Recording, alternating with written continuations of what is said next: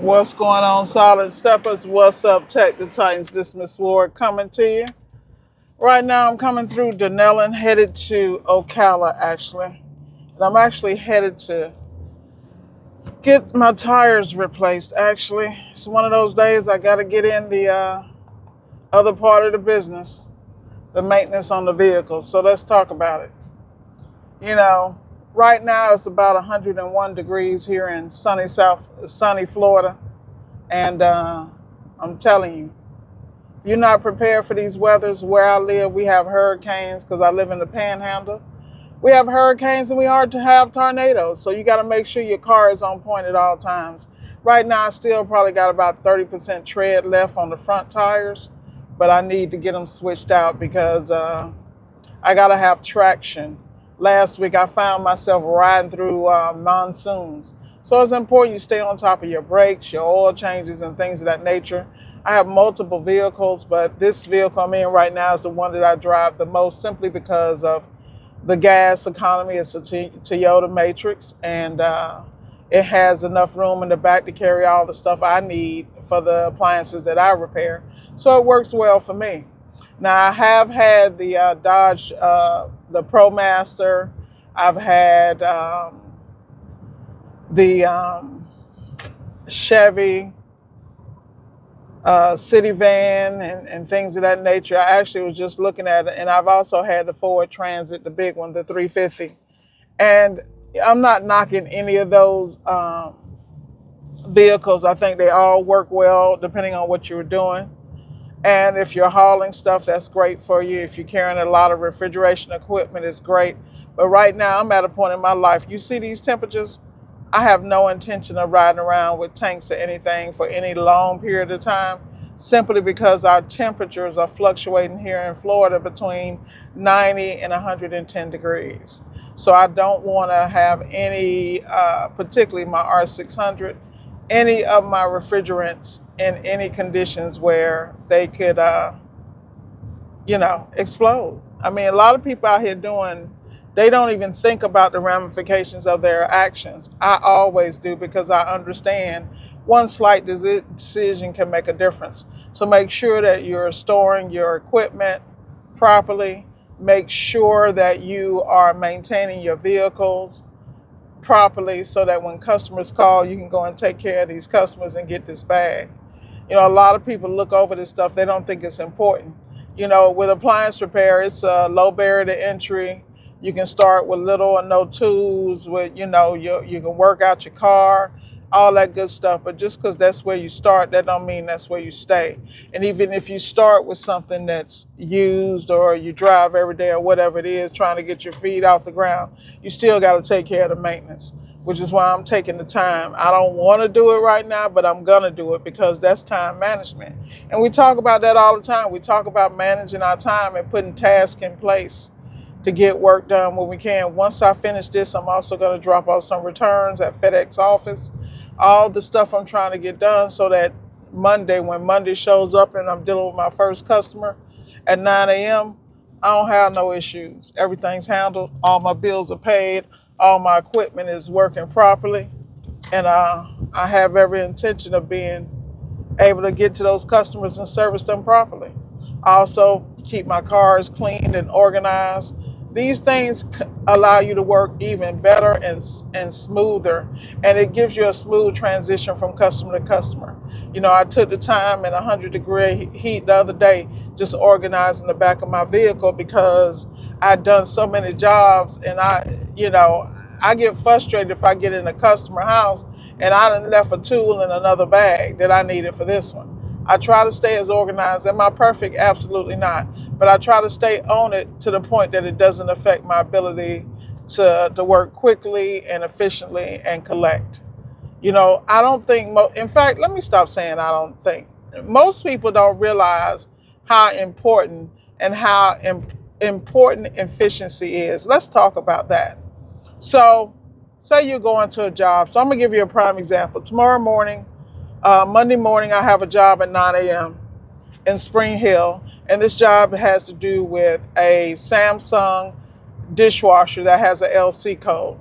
LC has to do with leak detection. This particular Samsung has the leak detecting sensor right in the pan. You know, the one with the 2 screws in it, and I know I've done my research that the valve leaks on this one all the time, that there's sometime a leak coming from the case filter on the side. I've already got all those parts and stuff readily available and accessible so I can take care of that repair.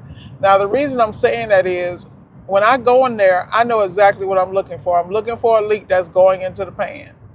Once I determine that leak and solve that issue, I'm good to go. But if I hadn't done the triage and the work, then I wouldn't know. And that's what I try to explain to people. I'm not talking from just my experience, but I actually studied this. Yeah, I know what an LC code. I've been doing it long enough. Yeah, I know what it could be. But I went back into the journals and I actually studied. I looked at the design of the actual dishwasher and I made sure. And then not only did I do that, I picked up the phone and called 2 people at my round table to make sure that I was on the right path. What are you seeing? What have you seen lately? This is what I mean about being prepared. A lot of people don't take this seriously because they look at it as a job. Those of us that have an extremely profitable, lucrative business, we understand that our money can stop at any time because of poor decisions, not being prepared, and not showing up professional, and not being efficient and respecting our customers' time. If you're serious about appliance repair, if you're serious about your business, you will put things in place. So just like I'm up and out and getting ready to get my car serviced, I'm about that at all time. Now, I usually just take care of my oil changes and transmission services myself because they're easy. It's nothing for me. It's a little car. I just jack it up. I got the jacks. I got the drain pans. I got everything I need at the crib. And I make it a ritual to every 3,000 miles, even though I use the best synthetic out there, Restore and Protect. I still do it every 3,000. I can go to 15 or 20 if I want it. But the point is, I want to take care of my product. And I want to be able to be efficient because this car has paid for itself over and over. I cannot express how this car has paid for itself over and over compared to my cars that I'm still paying for. This car is paid for. But the reason why it performs is because when I got it with 160,000 miles, day one, I took care of it. I went and took care of everything. Compared to my new car, that I even extended my strut, my suspension. I got performance brakes. I did everything because I knew that car was going to be on the road. But guess what? That car could not handle what this car handles. So at the end of the day, be very careful with your purchases. So now I only purchase Toyota products. And I only purchase Toyota products in a specific year span. That's how much I studied it. I don't have time to be dealing with failures and people can't locate parts and no one can fix it. Like, I'm not living in that world. I'm making decisions so that not only am I going to win today, I'm going to win tomorrow. And I try to do that in every aspect of my life. Am I perfect? Absolutely not. But I'm just sharing the blueprint with you guys that when you're in a business, it is going to affect every aspect of your life. I got in this business and I had no intention in being in this business this long. But because I have been exponentially blessed, I have to be a good steward and I have to take care of the blessing. I have to honor it and I have to share with people that actually matter, people that actually want to be better, and people who actually want to hear the truth. I'm not going to sit here and say, oh, you just can do a lid switch and you paid. I'm not going to sit here and lie to you and tell you that it's easy. I'm not going to sit here and say that you're going to be able to have customers every day. But what I will say to you is that if you are consistent and if you are focused, that your challenges will be fewer. And when they do come, you'll be prepared. But you have to have some type of integrity and work ethic. And I've seen so many people with this on this shortcut train. There are no shortcuts. Get off your ass and go get it. At the end of the day, if you want it, you will stay consistent. And when you get tired of going in and having issues because you don't truly understand the craft, you will start studying the craft and becoming not only better, but the best. Because it works out for you in the end. The skills are transferable into every arena.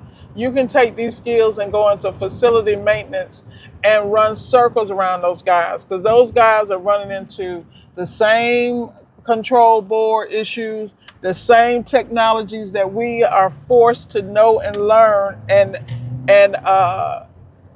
explore, because all of our industries are blue collar. You can go in any, from appliance repair. Appliance repair, like I tell people, it's like the gateway drug. If you can work on an appliance at this level, you can work on anything. And I mean anything, because we have to understand schematics. We should understand and have to understand plumbing. We should understand electrical. We should understand HVAC.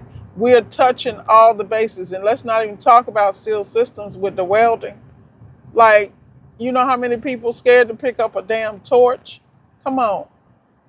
Once you get this under your belt, you can do anything. And that's why I keep telling people, don't sleep on appliance repair, because appliance repair will keep you winning. If you're not winning in appliance repair, trust and believe, issue. And I can say that because, like I said, I'm watching this right here. Man, y'all better slow down. That light is not green.